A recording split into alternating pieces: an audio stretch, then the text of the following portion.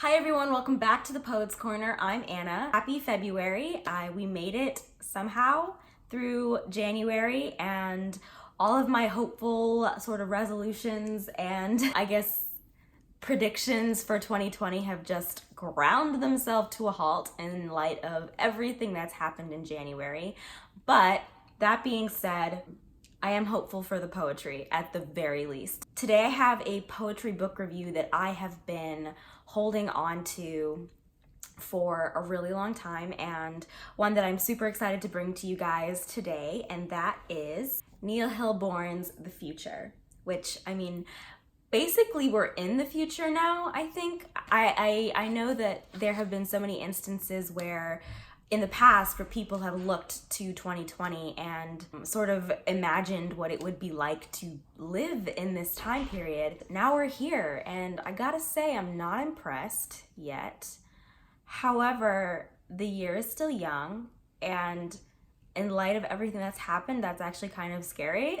But I made sort of like a resolution to myself to do my best not to fear the future, but to sort of take every day one day at a time and sort of focus on the things that are happening now instead of the things that may happen in the future. So that being said, the book is called The Future. However, he does talk a lot about his past and sort of how that plays into the way he sees his future. So without further ado, let's get into this. So I know that in a couple of videos that I've done where I've mentioned this book, I mentioned that I found Neil Hilborn on YouTube, where he has a lot of his slam poetry or spoken word poetry posted. I found him mainly through button poetry, which I talk about them. I feel like I talk about them in almost every video that I do, but I'm really not ashamed of that because they're such a great, like, I guess organization, like publishing company. I don't really know what they are officially. I know that they host a lot of contests for poetry. They publish a lot of poets.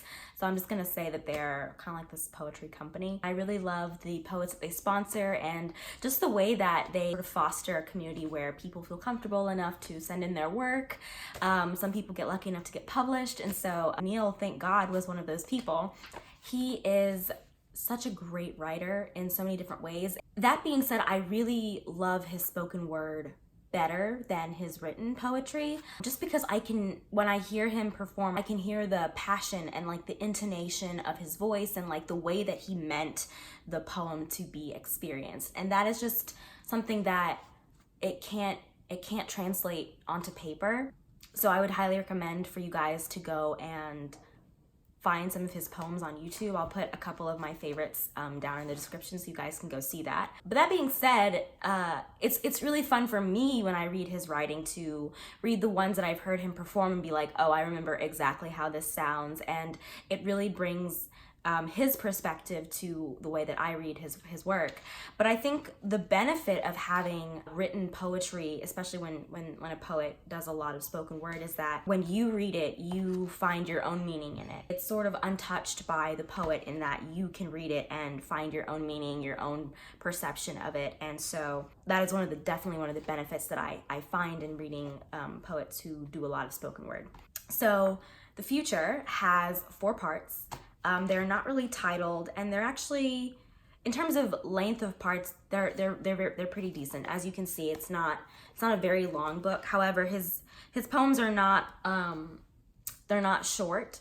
So some of them go 1 to 2 pages, and I really love that. I love that I don't have to, like, the poems don't have to be over so quickly. I love that he takes time to explore different aspects of imagery and sound and wordplay. He does a lot of things with lineation. He references a couple different poets that I like.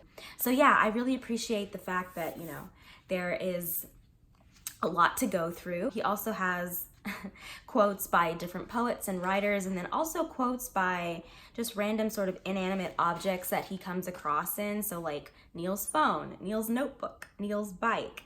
He has like quotes of things that he comes in contact with, and I guess what he thinks they would say if they could speak.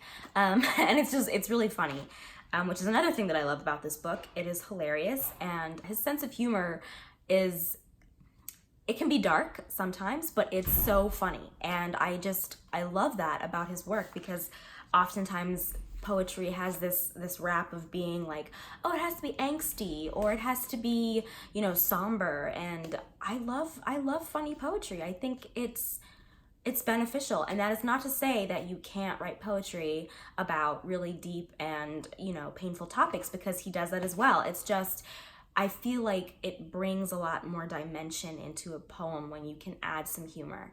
And so I really appreciate that about his work. So we're going to talk about the different parts that he's broken up his work into. However, this is purely my analysis, if that's the right word, for his writing, because to be honest, it's kind of hard to find or pinpoint if there's a direction that the poems move into, or if it's just these are the poems that he chose for certain parts. So this is sort of how I see it, but I would definitely encourage you to read it and see if maybe you find something different, because I think that's what writing and reading and poetry and talking about it is about.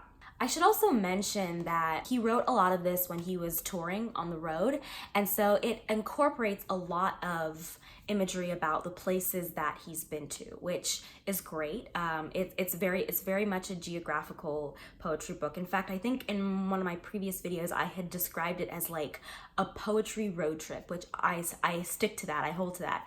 And reading it the second time, I got that sense even more. He goes through the Midwest, South, East Coast, West Coast, and so this is sort of like a love letter to America and being able to go to so many different cities and experience the people and the lay of the land there. It's really a beautiful book in that way.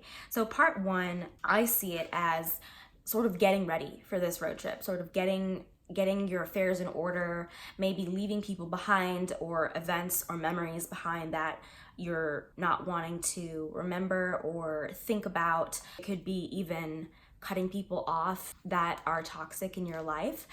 However, it is bittersweet, because I think for a lot of us, when we think of moving on or getting ready for like a big move or a big section of our lives where we're probably not going to be around the things that we're used to, it's bittersweet, because we are excited for the future, but there are a lot of things that we're going to have to let go. And so I get that sense for part one of it's bittersweet to let go of some of the things, even some of the things that have caused you pain, because human beings have a tendency to like their comfort zone, and sometimes the things in our comfort zone are not good for us. Nevertheless, we are comfortable with it, so we're not sort of ready to part with those things. But he manages to do so, and he has to pull some chords, pull some strings, and it's just sort of, in a way, getting ready for the future, getting ready for what is to come.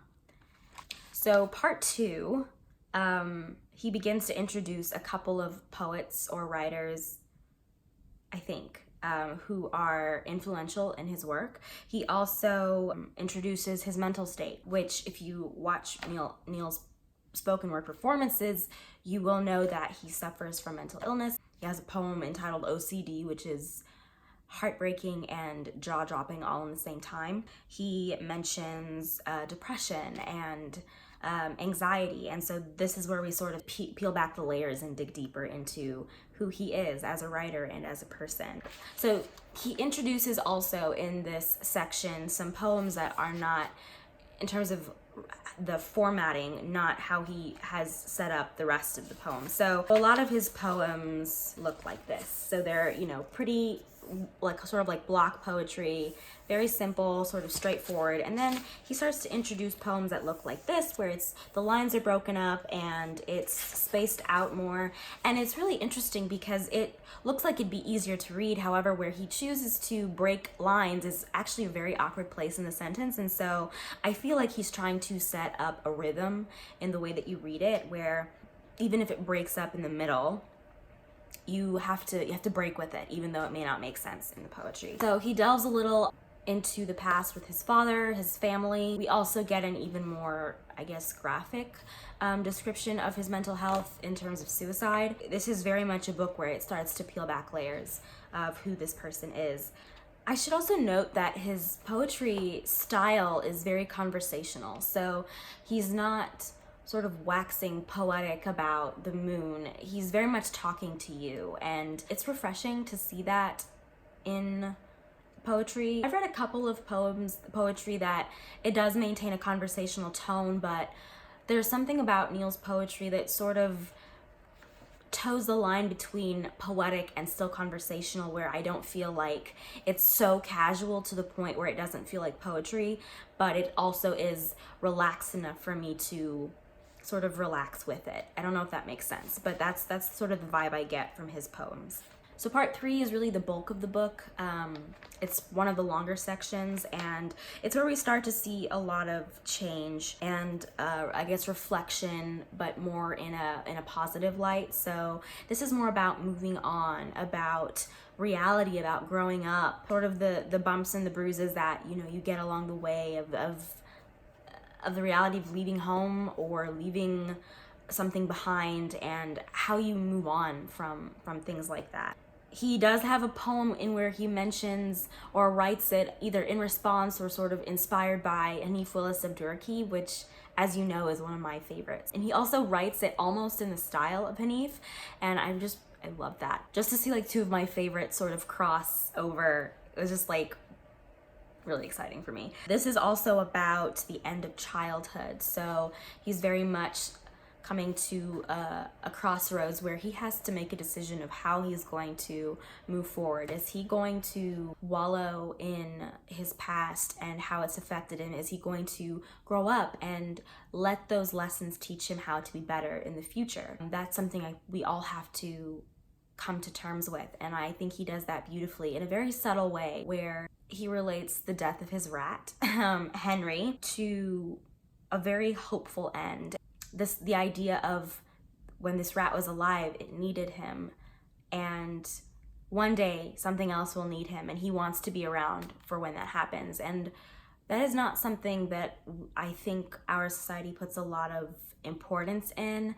I think we like the idea of being independent. We don't need anybody. We can do it on our own. But it's also important to feel needed, and that is a beautiful concept that is not really explored a lot, or if it is, it's not explored specifically. It's sort of the undertone of poems about love, but it's not explored explicitly. And so it was really nice to see how that is true about us as humans. We do need people, but we also want to feel needed. And for Neil, it was such an important lesson for him, because in this book, he talks about suicide, and the fact in this poem, the poem about Henry the rat, the fact is, if he dies, nobody will need him, and he wants to be around for when something else needs him. In this case, he references to a future daughter who will need him, and he wants to be around for that. And it breaks your heart and builds it back up again, all in the same breath. And that's what I love about poetry. So part 4 is also a very long section. However, this is where he sort of wraps everything up. He's going forward now with less doubt, acceptance, and sort of living for the life that he wants. This is not to say that he is completely cured of his mental illness. In fact, there are a couple poems where he talks once again about what it feels like to still have those issues, but still be moving forward, which is important. I think a lot of times anxiety, depression, OCD, any of those illnesses can make us feel very trapped in the present and also in the past. But I think it's important, and Neil really does expand on this, of how it's important to still move forward even if those things are still with you, and not to let them hold you back, but to use them to bring new perspective to how you live your life. Also, by the way, he hates cats. I'm really sorry for all of those cat people out there, but he's dedicated 2 poems out of his book to say how much he hates cats. I'm sorry. The last poem is titled The Future, and it is a beautiful poem. It is full of humor and sorrow and hope and unsurety, but also acceptance of that. His last line is, "I saw the future, I did, and in it I was alive," which, when you go through the whole book, it's a really big deal that he says that. It's so beautiful. This is one of the poems that he performs, and I'm definitely putting this one as a link in the description, because it's so much better to hear him read it. But for what this poem means to me and for a lot of other people, it's unparalleled. It's really one of the most hopeful things that you can read. And I think in light of the way that January went and sort of the way that we are bracing for the rest of this year, I think that's really important for us to remember, is to remember that where there is life, there is hope. And the whole vibe of the book for me is that even though life can be really really crappy, it can also be like really good. And those good high points are not the only thing that you should live for, but definitely the things we should look forward to, even in the midst of our dark moments. So that is all I have for you guys today. I really love this book, and I love anything that he writes and performs and just does.